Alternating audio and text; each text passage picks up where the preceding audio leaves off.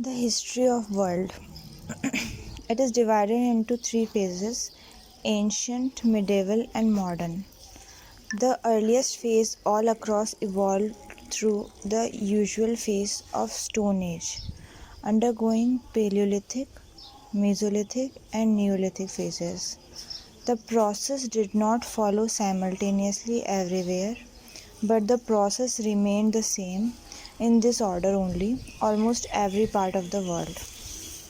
The earliest reference we get of urban civilization in certain area, like the classical Greek Empire in Europe, followed by the Roman Empire, the Mesopotamian civilization, Babylonian and Sumerian civilization in West Asia, that is the present day Iraq, the Indus Valley civilization in northwest India, and the Chinese civilization. Apart from these, Africa had one of the earliest civilization in the form of ancient Egyptian civilization. It is pertinent to know here that these civilizations did not remain static or in isolated existence, rather an active exchange system could be seen among each other. So, the ancient Romans had active trade network with the contemporary Indian civilization, which involved as wide participation of territories like China as well as Southeast Asian islands, spices in their own capacity. Each civilization achieved high degree of economic, scientific, technological and cultural developments. Architectural specimens like the Great Wall of China, pyramids and Sphinx, and the Great Bath of Mohenjo-daro. Particularly, the Greek civilization led the entire contemporary world in the field of science, medicine, philosophy, and literature. However, the next phase does not appear as developed and shining as the previous one. The decline of Roman Empire in around 4th and 5th century led to the emergence of hundreds of smaller principalities, both in the Eastern Europe and the Western Europe. These principalities kept fighting with each other, created an atmosphere prevailed by lawlessness and anarchy. It had cascading impact upon the non-European contemporary civilization, particularly the Indian civilization. The trade between India and Rome came to an end, thereby as the flow of gold to India also came to an abrupt end.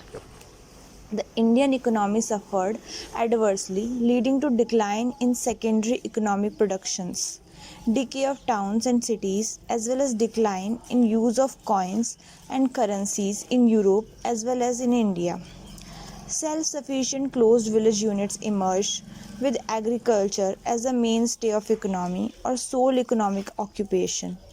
Land owning became the most important yardstick for economic prosperity. This, in other words, came to be called as the era of feudalism. Both in India and Europe, the period assigned to this politico-economic system is between 8th and 12th century. In the feudal Europe, the principalities had feudal lords which control political, administrative and economic powers. Although the king existed, but he was merely nominal, depending upon the supply of land tax through these feudal lords. Feudal lords had largest share in agriculture production, leaving minimum for peasants and also minimum for king. By this virtue, the feudal lords acted as a group of most powerful landed intermediaries between the king on one hand and on the peasant on the other hand. Apart from these feudal lords, ordinary life in Europe was controlled by a pan-European institution called Roman Catholic Church.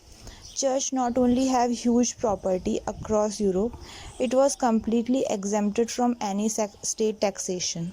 Moreover, church would levy a tax called tithe to every believer in Christianity.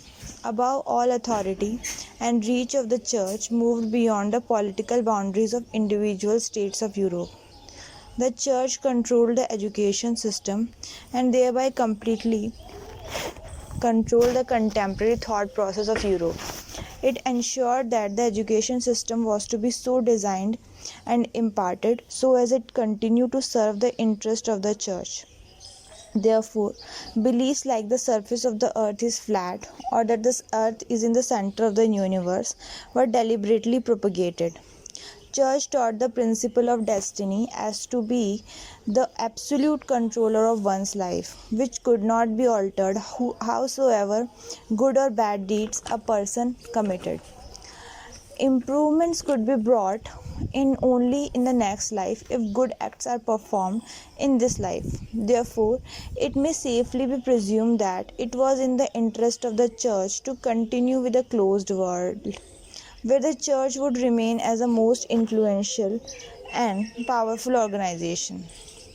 The church also maintained strict vigilance over the conduct of such persons who could ask questions or preach anything against the church. It had an extensive mechanism in the form of inquisition courts, where anyone can be brought in on charges of blasphemy, could be tried and awarded severest of the punishment, most common being burning such persons alive. The first sign of decline of the feudal system Europe began to experience from the middle of 14th century, and this process continued till at least the middle of the 16th century. This is the phase in the history of Europe is also known as the period of Renaissance. Renaissance was a philosophical intellectual movement which began in Italy and later spread to other European countries. The most important feature of Renaissance were application of human logic, reasoning, and a critical sense of inquiry, meaning thereby that blindfolded belief in whatever was instructed gave way to seek for proof on the basis of the application of logic, reasoning, and inquiry, and to believe only in those facts which could be proved on these yardsticks. The most important emphasis Renaissance placed upon the tremendous potential of human being called humanism. It simply meant that life is to be controlled by human efforts and not by anything called destiny. The Renaissance philosophers also believed that afterlife did not exist. Renaissance is seen as the commencement of modern era in the European embodiment or encouraged by a Renaissance spirit. In 15th century, countries like Italy, Spain, and Portugal started financing overseas voyages in search of the new world. The discovery of marine compass, which could tell the exact direction in middle of a sea, tremendously helped such sea voyages. So new places like India and America were discovered with far-reaching implications.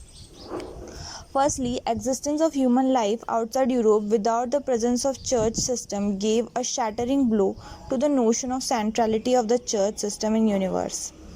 Secondly, these discoveries meant easy accessibility of the land, raw material, natural resources, and climatic advantages to the exclusively exploited in interest of the leading European countries. In other words, there will begin an era of imperialist rivalries, process of colonialism, and eventually the rise of nationalism and nationalist movement in colonies through 16th and 20th century. 16th century Europe is also important from the perspective of a major religious reform movement, which began in Germany against the superstitious and costly rituals of Roman Catholic Church. The leader of this movement was Martin Luther, and the movement came to be called as Protestantism. From Germany, it soon spread to other parts of Europe and eventually became one of the leading branch of Christianity. Politically speaking, from typically feudal principalities, by 15th century, political unification of European countries began in the form of emergence of nation-state, like England, France, Italy, Portugal, Spain, etc. These state systems were founded on strong dynastic rules called monarchical system, where the succession of king from ruling dynasty was based on the principle of heredity. Under a series of able rulers, these nation-states grew strength by strength, eventually reaching in the 17th century as the absolute monarchies. Initially, the economic advantage lay with the Mediterranean countries like Italy, Spain, and Portugal. The principal factor for this advantage was the intermediate location of these countries between Asia and the Western Europe. These countries acted as buffer in trade between the two continents. However, from the second half of the 16th century, the balance of trade began to be shifted in favor of the Atlantic countries, chiefly comprised of England and France. England had early advantage of undergoing what is termed as agricultural revolution as early as 15th century. This was a direct outcome of developing a new format of agriculture, that is the enclosure movement, with the emphasis of converting small and marginal plots of land all combined together into big farmland, wherein modern scientific modes and methods of agriculture could be practiced. Existence of agriculture surplus in huge quantity created suitable conditions for development of secondary economic sector in England and direct exchange between the rural and urban England, coupled with some path-breaking scientific discoveries, for instance, invention of steam engine in 1781 altered the basic method of artisanal production, first in England and later on in other European countries. In the place of the hitherto existing putting out system, secondary production began to employ huge production machines and thereby giving birth to factory system. All such areas where factories were set up soon developed as prime urban centers, not just raising the property rates in adjoining areas but also the basic cost of living and survival. By 18th century, England completed its process of industrial revolution, to be followed by countries like France and Germany. The new spirit developed in Renaissance in terms of philosophy would continue to grow thereafter, and finally in 18th century this will take the shape of a movement which would be called the Age of Enlightenment, also called by Thomas Paine the Age of Reasoning. This is all about before 18th century.